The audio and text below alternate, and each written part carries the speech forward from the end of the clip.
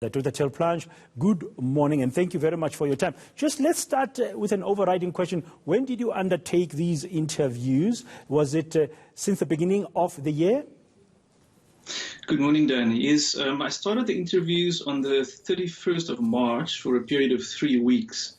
And obviously spanning the 4 countries, it was quite an interesting snapshot because the pandemic had reached different stages already in the different countries. So you were trying to establish whether or not business leaders are sort of leading in the right way.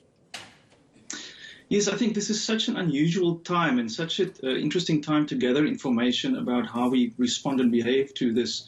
So my premise was that if I interview executive coaches who typically know their clients very intimately on a personal level, I could get some interesting insight as to how different leaders in different parts of the world are handling this pandemic. What did you find out? Yes, some very interesting findings. I think, first of all, that it really is global in terms of the responses of leaders all over the world.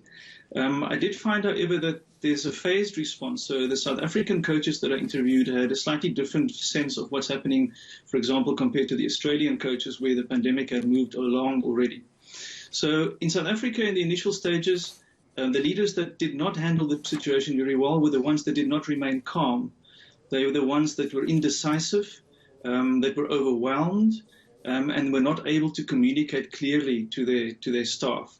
Whereas the ones that did make the grade, if I could call it that, were the ones that were able to take an holistic view and try to move almost into a warlike leadership mode, where you have to make quick decisions based on limited information, but then be flexible about changing your plans after that initial decision-making. Warlike approach, but we also keep on hearing about the need for humanity at this time. They need to be kind to one another. They need to support one another. How did those kind of business leaders do that in those instances? Yes, that is very crucial. To be a warlike leader does not mean that you have to be inhumane.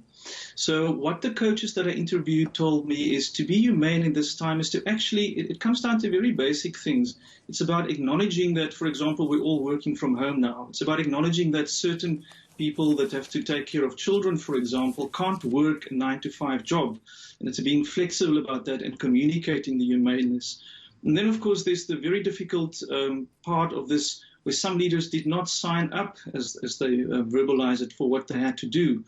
There was one example of a coach in New York who relayed that one of her clients, a senior leader, had to fire 200 people over a Zoom conference.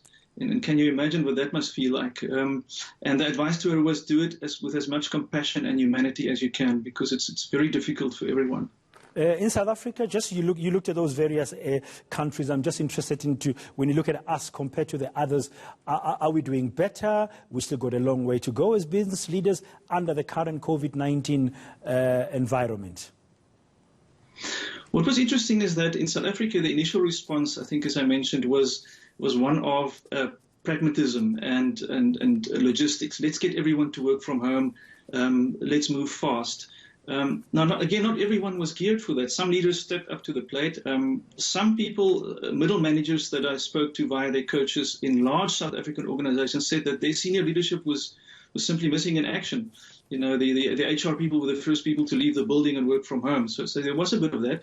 But I think more importantly now, after the initial shock phase and having to be very pragmatic about what to do, I think we will move into a phase now where real leaders and true leaders will use this as an opportunity. You know, there's the famous quote by Winston Churchill who says, never let a good crisis go to waste.